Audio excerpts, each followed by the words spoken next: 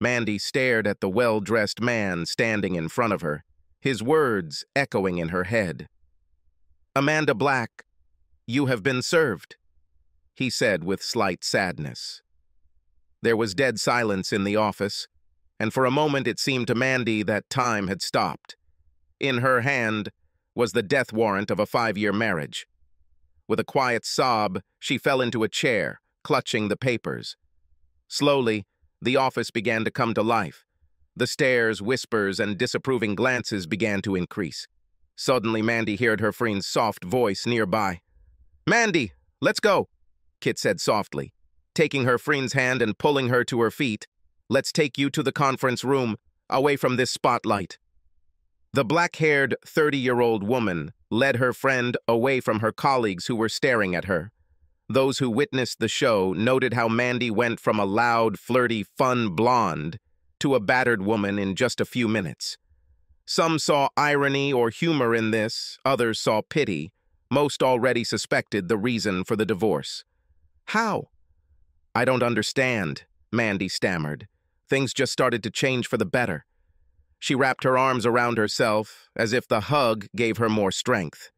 Kit hugged her, trying to calm her friend down. "I don't know, girl," Kit said softly. "Did Eric say anything? Were there any hints that this would happen?" "Just the opposite," she said with difficulty, gasping for breath. "As if we were newlyweds again." "I decided that he was making up for lost time spent abroad." Kit only flinched slightly, but Mandy noticed. Mandy replayed the last 4 months of her marriage in her head. Since Eric returned home from Afghanistan, their sex life has been incredible. It was even better than when he returned from Iraq 2.5 years ago. He was so passionate and sensual. "Oh God," she thought, "most days I can barely walk after this." She smiled sadly, wiping a tear from her eye. "It was so hot and exciting. I mean, after I got back from that business trip last week." Mandy's smile warmed a little. "Oh my God, Keith, Eric just wore me out. We did this so often that I eventually begged him to stop." Mandy's smile disappeared as she looked at her friend's questioning face. "No, nothing happened while I was on that trip." "I told you it's over," she objected. Kit nodded, but didn't smile. "When was the last time Eric just hugged you or just kissed and touched you? Honey, when was the last time he made tender love to you?" She sat in a daze, looking questioningly at Keith. "What?" With a determined sigh, Kit looked at her friend before continuing. "Mandy," she asked directly, "did he make love to you or just sex?" Mandy covered her face with her hands and sobbed deeply. But why? Why did he do this? She thought for a moment, and then suddenly froze. No, he couldn't know, could he? Slowly raising her head, she was horrified. "Oh God, Keith," she whispered, "he knows. Oh God, please no, please no." Tears filled Kit's eyes as she hugged her crying friend.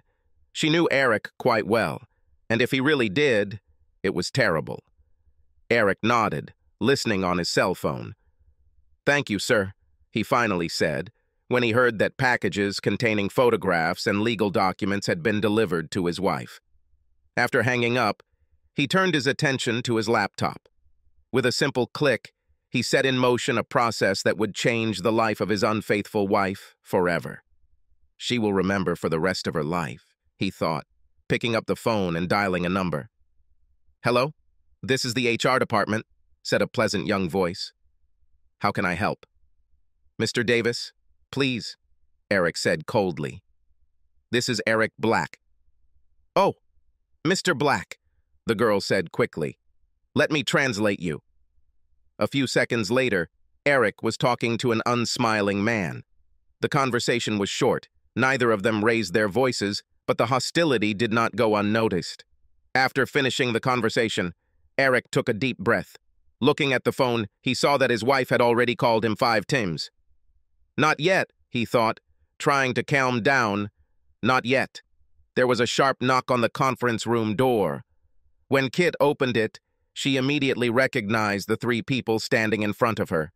The first was a well-dressed older man named Simon Samuels, the vice president and head of their branch. Behind him stood the imposing John Davis, the head of human resources. Kit couldn't help but notice that Mr. Davis's face was bright red, and she could have sworn she saw heat radiating from his face. Standing behind them was Anna Prescott, the office manager, and Mandy and Keith's boss. "Miss Garnett, we need to talk to Miss Black," Mr. Samuels said grimly. "Thank you for your help, but please return to your table." The three entered the room, and Kit left, carefully closing the door behind her. "Miss Black, we have a problem," Samuels began. Mandy quickly walked out into the parking lot, trying not to trip. She held tightly to the manila envelope Mr. Davis had given her. There were photographs inside, terrible photographs of her and Sean Thompson, the business manager on the third floor. Mr. Davis briefly recounted his conversation with Eric. Eric threatened to make public the fact that the company had not complied with the code of conduct. He told Mr. Davis he would discuss the matter with his soon-to-be ex-wife at home before deciding whether to take any legal action. Mr. Davis told her that they would see Sean next, but that she should go home and talk to her husband before this all gets out of hand. He also informed her that they would all sit down with her and discuss her future in the company tomorrow after she met her husband. Mandy had a hard time finding her car because she was still crying a lot. The bright sunlight reflected off the cars, making them a little more difficult to identify. However, her car was not so difficult to find. The big black Hyundai Santa Fe was not so easy to hide. Mandy climbed into it, remembering the arguments that led to Eric finally agreeing to rent the car for her. He relented just before he left for Afghanistan. She wiped her eyes, put on her dark glasses, and went home.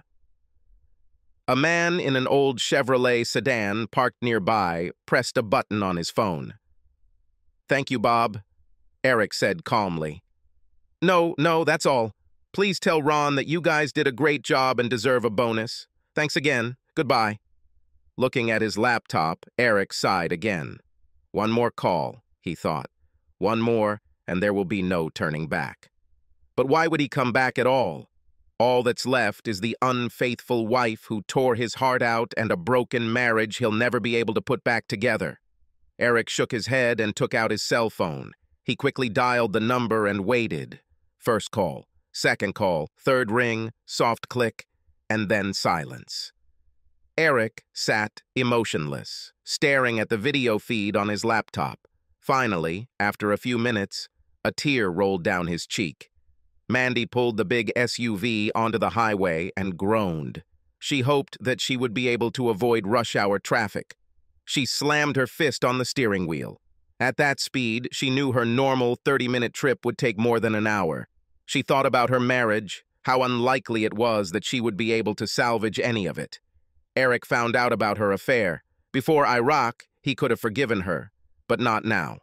The pictures were taken while he was in Afghanistan. She sobbed, knowing what he must be thinking. Even though the odds were slim, she had to try to save the marriage simply because she loved him. Funny way to show it, right? She reproached herself. She cheated on him more than once, but both times he went abroad to serve his country. She quickly shook her head as if trying to push away the guilt and shame, but the tears began to flow again. Trust is not something that comes easily to Eric. His childhood was difficult. His father ran away from him, and his mother when he was young, and his mother was an alcoholic. In the 5 years they were married, Mandy saw his mother only twice, once at their wedding and once when their son was born. It took him years to trust Mandy. When they met in college, she knew he was a soldier. She thought she accepted it. He had already served for 2 years and was on his way to graduating with an engineering degree. They dated a year before Eric proposed to her. She could still hear her father's reaction. "No, Mandy, this has nothing to do with Eric," her father said. "I think he will be a great husband. It's more about you. I don't think you'll make a good military wife. Don't be mad, honey, but it's damn hard to be a good husband or wife when your spouse is away for a year." Mike Lomax, Mandy's father, served in the Navy for 4 years when Mandy was little. She still remembered the fights her parents got into during this time. She always knew that he and his mother had a hard time, and that he didn't want that for his little girl. "You were right, Dad." Mandy snorted and shook her head. "You were so right. I made a terrible soldier's wife. They bought a very nice starter home, and Eric got a good engineering position. Life seemed so promising, and then Uncle Sam called. When Eric learned of his appointment, she mercilessly scolded him for abandoning her. To top it all off, when Eric left for Iraq, she was already 4 months pregnant. Mandy wiped her eyes as she made her way through the traffic.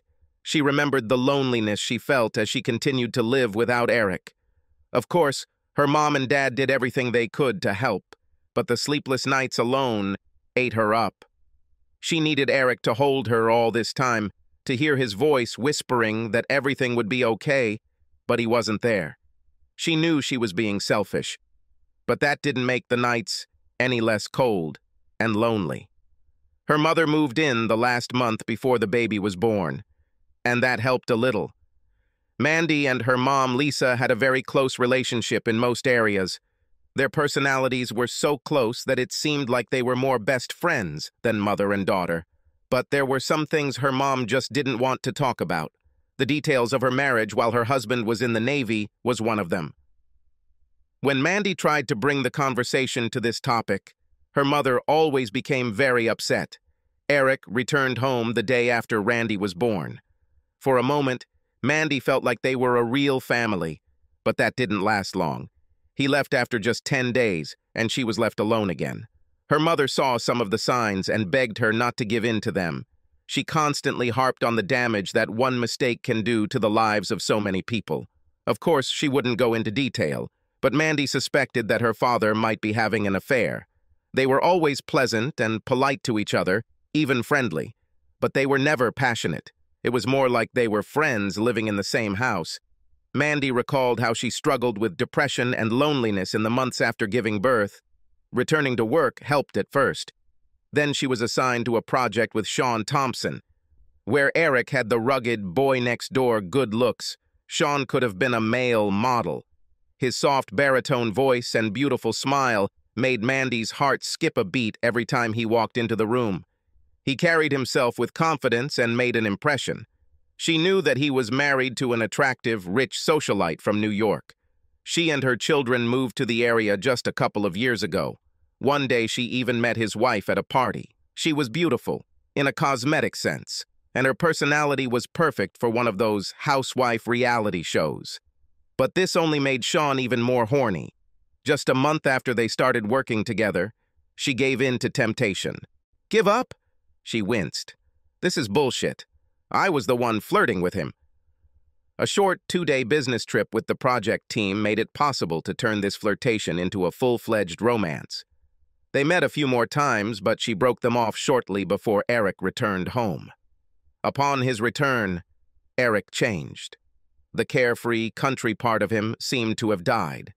She knew that his trip had been difficult, and that he had lost several close friends while he was there.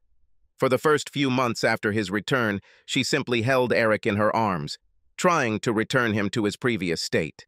She had no doubt that she loved him, and her affair with Sean was just a season of weakness. Then, just when everything seemed to be going so well again, the order came for him to deploy to Afghanistan. She was crushed. It was no surprise that 2 months after he left, she found herself back in Sean's arms. She knew there was no excuse for this, but in the end, the loneliness and fear overcame the guilt.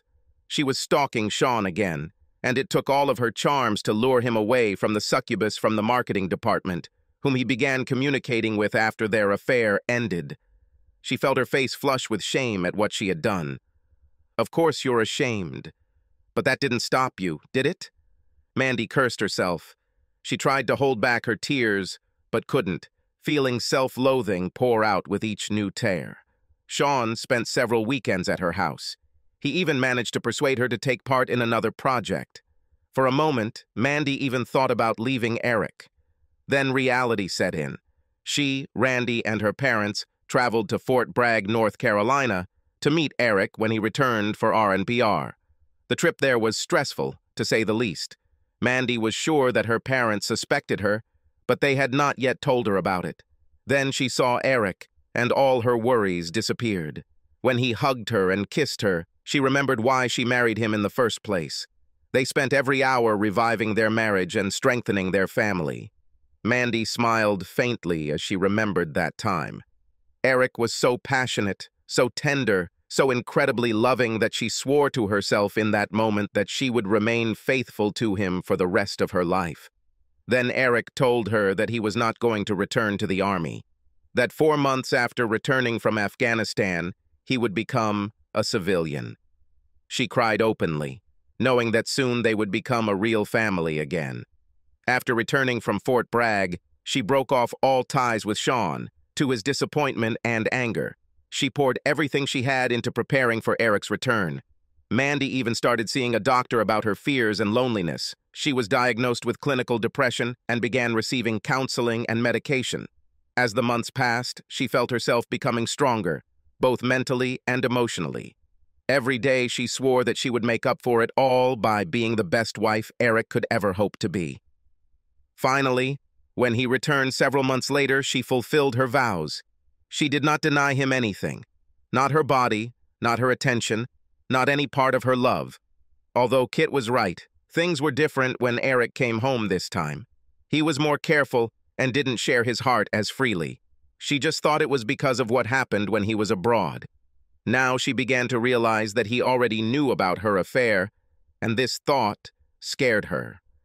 Eric started gloomily out the window, watching the light rain fall on those unlucky enough to get caught. He could tell the small flare wouldn't last long. Soon the sun will shine again. Not soon enough, Eric thought. Not soon enough. He looked at the small dot on the laptop screen. She had been motionless for a while, but now she was finally moving. His wife's SUV was stuck in traffic, but was now moving forward. Taking a deep breath, he looked at his watch. It's time to make the call. Depending on what was said, this could be the last time he spoke to the woman he had deeply loved for the last 6 years of his life. Mandy nearly turned the steering wheel when her cell phone rang. A quick glance told her it was him. She said a short prayer, took a deep breath, and answered. "Eric?" "Yes, it's me," he replied. "Baby, please," she said, trying to suppress her sobs. "Please let me try to explain, to tell you how sorry I am." "Cute? Eric?" There was only silence. "Darling," she said, "are you still here?" "Yes, for now," he answered briefly. "Honey, where are you? Are you home with Randy?" "I don't have a home, Mandy," he said, and his voice only betrayed the pain for a second. "You took care of it." "Where are you?" "It doesn't matter, I'm just waiting." "Me?" There was hope in her voice. "So, how were you waiting for me, honey?" Mandy couldn't help the sobs that caught in her throat. She had never heard so much pain and anger in his voice before, and certainly not at her. "Eric, please. I have so much to say. I screwed up so bad. I know I screwed up. But I need to talk to you. I have so much to tell you. I love you, baby. Only you." There was silence on the other end of the line. "Okay, Mandy, say what you need, but I doubt it will change anything. You slept with some other guy while I was away. Not just once, but many times. So what the hell do you think you can say will make any difference? Please, Eric, please, for us." She begged through tears. "Don't leave us until I see you, please, baby." "Do not throw," he hissed. "What did you do to us?" "No!" she screamed into the phone. "I know what I did, but I never gave up on us. I was alone and scared. I know that's not an excuse, but that's how it happened. But I love you and believe in us, honey. I really want to restore everything." "Are you serious?" he asked in surprise. Eric paused, wondering if she really believed what she was saying. "You mean you didn't abandon us when you were on your knees in front of him?" "What about the way you screamed his name over and over again? Tell me how the hell you could even think that this doesn't mean fucking abandoning us." All she could do was cry as she weaved through the traffic, trying to get to him as quickly as possible. If only she could meet him face to face, then he would see the remorse she felt. And then perhaps there would be some hope. He continued bitterly. "I finally got proof that my wife cheated on me while I was in Afghanistan. I think we're both lucky. I think I might have killed you and that idiot if I had found out about this while I was in the States." After a few seconds, he sighed. "Amanda, this will be our last conversation. If we are disconnected or one of us is put on standby, then there will be no other conversation. Eric, please, she begged.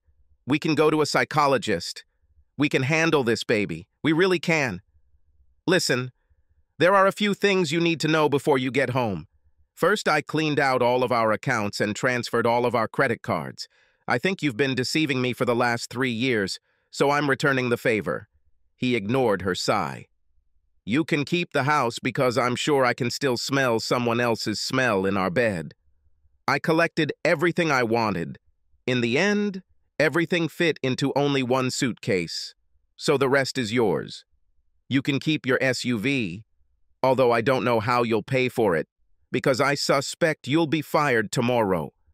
I sent these photos to all your colleagues, family, all our friends, and even our church. I have also submitted them and a bunch of videos to several sites along with all your information. I suspect that you will soon become very popular. Oh, Eric, no, Mandy sobbed. Why? Why don't you wait while we talk? I waited, Mandy, he said calmly. I waited 4 months after I returned, but you didn't say anything. And you wouldn't say anything if you didn't get caught, right, baby? What could she say? He was right. As for your little toy boy, Eric grinned, I almost paid him a little visit. But after several meetings with his wife, I don't think this will be necessary. Oops, so vindictive. You might want to give Sean a little warning. He better run. It seems his wife's family has interesting connections with some very dubious people. I'll be surprised if little Scene makes it through a year without an accident. She will probably come for his partners too. Oh, wait. This applies to you too, doesn't it? Eric, please give me a chance to make amends. Mandy's cell phone beeped. Looking at it, she recognized the number. Eric, it's Mrs. Johnson calling from next door. I told you, if you pass out, we're done. His tone was threatening. Startled, Mandy answered softly, Okay, baby. I was just worried that something had happened to Randy.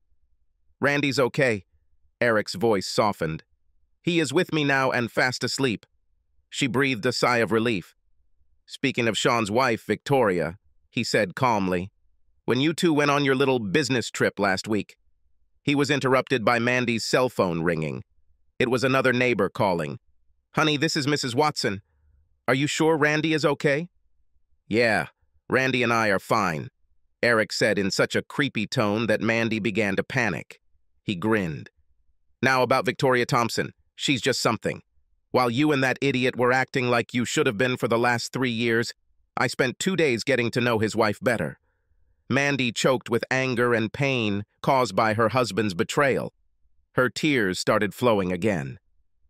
I wish I could tell you that she's a hell of a lot better in bed than you are, but the truth is, she's not, he said.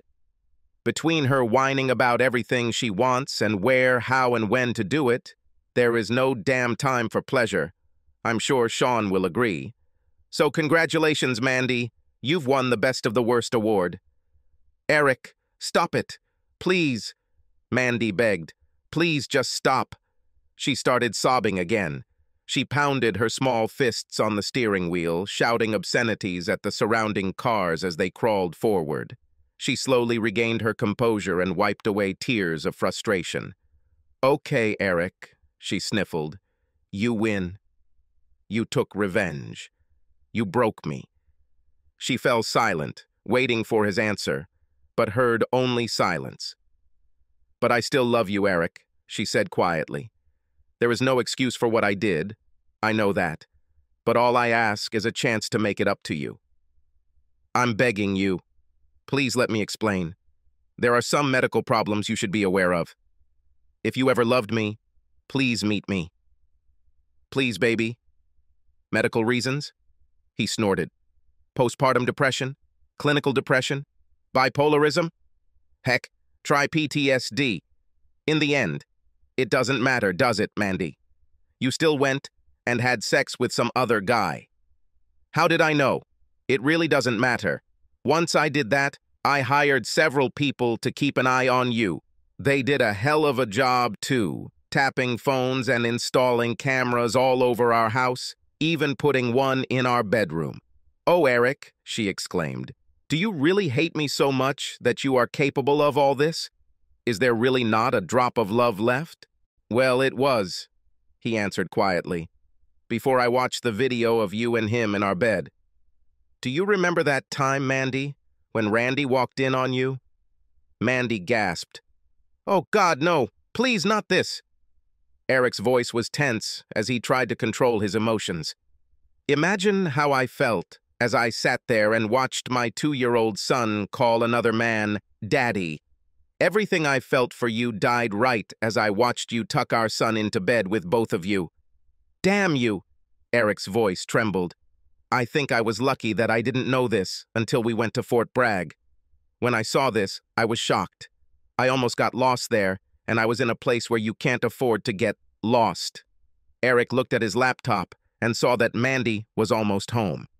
A cruel smile crossed his handsome face as he continued in a cold tone. "What about hurting you?" "Amanda, I haven't even started yet. I still have a few." He heard Mandy gasp. "Oh my God," she whispered. "Surprises," he finished. Mandy pulled her SUV to the side of the road and watched in horror as flames engulfed what had once been their home. "Like I said, Amanda, the house and everything left in it belongs to you." Mandy shook, still not believing her eyes. "Damn it, Eric! What did you do?" "This is a rhetorical question, isn't it?" Eric said with a grin. "I was taught to build in combat conditions, Mandy. Doesn't it make sense I might know a thing or two about destruction, too?" "Where's Randy?" she shouted. "Damn it, Eric! Where the hell is my son?" "Our son is sitting 3 feet away from me and sleeping in his car seat. So tell me," he said mockingly, "can you read the message I left in our front yard?" "What?" she muttered. "What message?" "Oh my God," Eric chuckled. "I wasn't sure people would be able to read it from the ground. But the news helicopters, they should enjoy the words cheater burned into the front lawn. I wouldn't count on the sympathy of the neighbors," he continued. "I posted these photographs throughout the neighborhood and paid several teenagers to hand out additional copies throughout the block." He stopped for a few seconds and listened to his wife's sobs. "Mandy, perhaps you should think about," Eric said bitterly, "where you will sleep today and in the near future. I think you could sleep in your SUV until they come and pick it up? Or maybe? No, I doubt Sean will be able to help. I'm sure Victoria is already flaying him alive. I think only your parents remain. I wonder how your father will react to the fact that 2 cheaters live under his roof." "What?" Mandy sobbed through her sobs. "Damn it, Mandy, are you really that stupid? You always told me that your father cheated on your mother while he was in the Navy. Damn it, it was your mother who cheated on him." "Mother?" she asked in a trembling voice. Eric laughed cruelly. "Oh, hell yes. Your father told me a little about this after I returned from Iraq. Why do you think he did this, Mandy? Do you think he suspected that his little girl was cheating on her husband just like her mom? But unlike your father," Eric continued, "I cannot live with a cheating wife for the rest of my life. Maybe he stayed for you, or maybe he still loved her. I don't know, that's his decision. Mine is to start over and hopefully find a woman to spend the rest of my life with.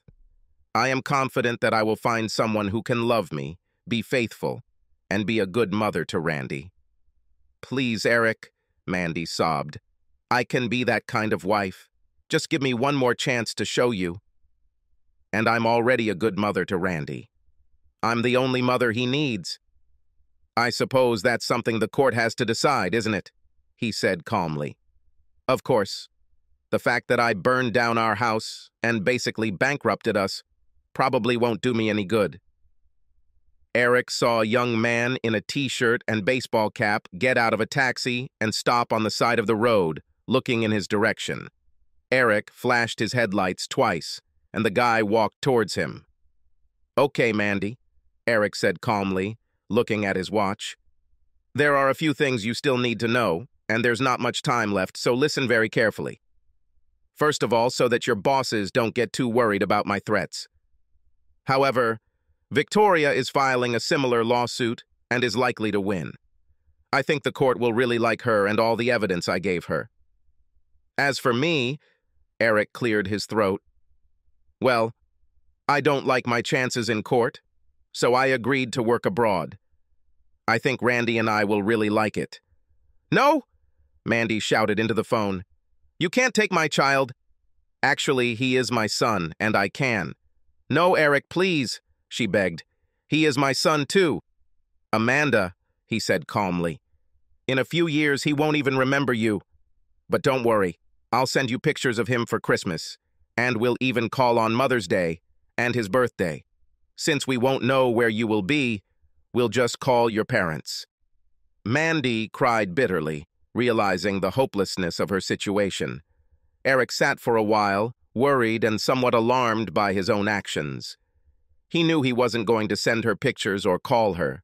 The thought that she would desperately wait for calls that would never come and relive this revenge for years to come was more cruel than he had previously thought. Goodbye, he said coldly. I hope you rot in hell. He wiped a tear from his cheek, listening to her hysterical cries, begging for a son, and hung up the phone. Captain Black? Asked the guy in a t-shirt standing in front of him. Not anymore? Eric smiled weakly. I'm just Eric Black. Well, at least for a while longer. The young man grinned and handed him an envelope with the numbers and passwords to the offshore bank accounts into which his funds had been transferred. Minus, of course, some fees. Here are the passports, photo IDs, and plane tickets for Marcus Gray and his son, Michael Gray, the teenager said, smiling. Eric smiled even wider and began putting his old IDs and 2 SIM cards from his cell phones into a small metal bucket. Grinning, he took the lighter and melted them into a small puddle of blackened plastic. He then took a small hammer, smashed both phones, and threw the remains into a bucket. Satisfied with his work, he threw the bucket into the trash can. It was better than I could have imagined, Eric chuckled. He quickly took out the car keys and handed them to the boy. Tell Bob and Ron thanks for the rent, he said quietly. To whom? Asked the young man with a wide smile on his face. I'm sorry, Eric grinned. I must have been mistaken. A few minutes later, Eric was checking his luggage at the airport. He couldn't help but smile as he thought about what awaited him and his son in the next few weeks. His contract didn't start until next month, so they were going to spend a couple of weeks on a secluded beach with a pretty lieutenant he'd met in Afghanistan. They were only friends back then, but now that he had proof of his wife's infidelity, Eric couldn't wait to find out if there was more to it. Mr. Gray? The man at the check-in desk politely said, Have a wonderful flight for you and your son. Marcus Gray and his son walked through the lobby and began their new life. Subscribe to our channel so that your second chaff doesn't cheat on you, and go ahead and listen to the next story, because this story is nothing compared to the next one.